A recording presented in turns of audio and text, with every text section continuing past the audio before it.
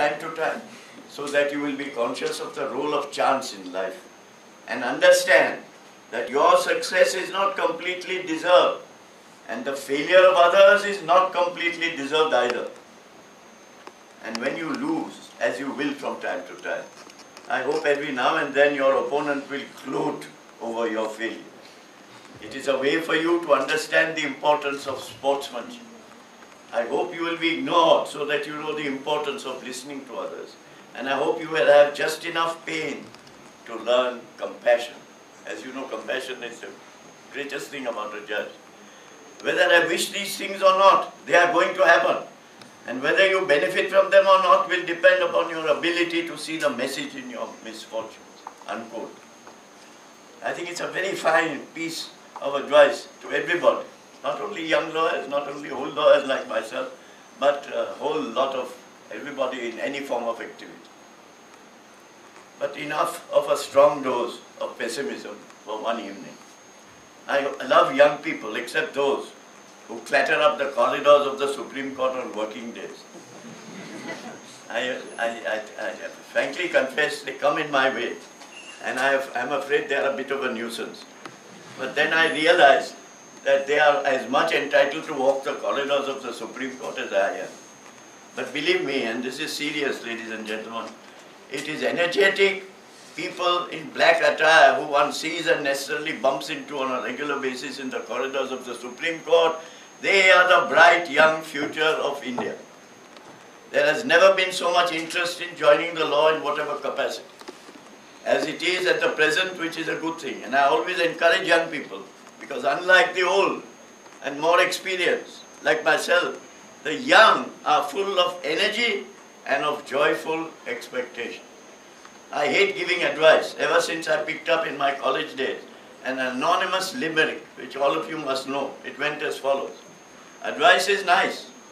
On it I have thriven. Not mothers or others, but what I have given. For lawyers, I remind you that Aristotle once said, we are what we repeatedly do. Excellence is not an act, but a habit. So for those who argue in court, which all of you will and do, excellence is not a stray act, it has to be a habit. And to be a habit, you must know that not only the law, but all the sciences, all the literature you can lay your hands on, particularly history. There was a famous Regius professor of history, William Stubbs, the most influential Oxford historian of his time, who regarded the study of history as indispensable to a profession founded on the exercise of sound judgment. He once said that historical inquiry leads to, quote, the endless series of courts of appeal ever ready to reopen closed cases. Ever ready to reopen closed cases. How often do courts now do that, and for good reason?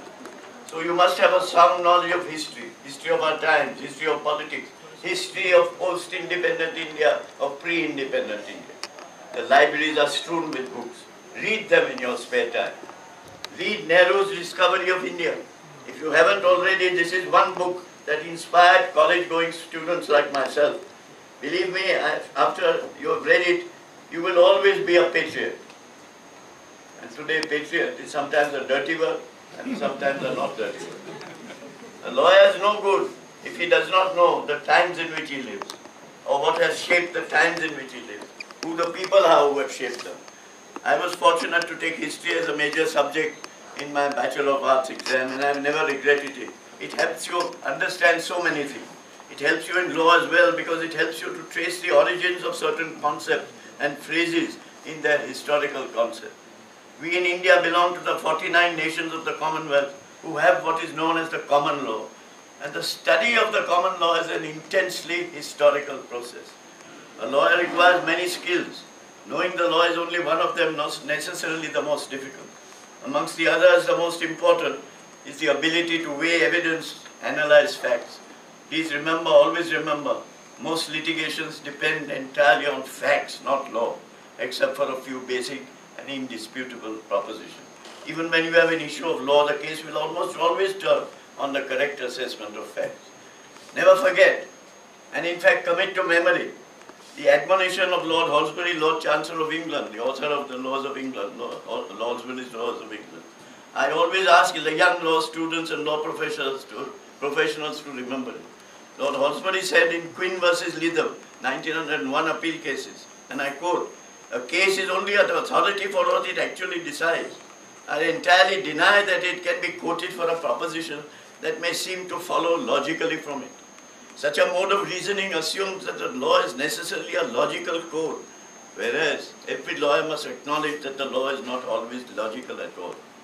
But I assure all the young aspirants who knock on the court's doors for entry that the most essential quality that one must have, and if you don't have it, then for God's sake cultivate it, that is humility.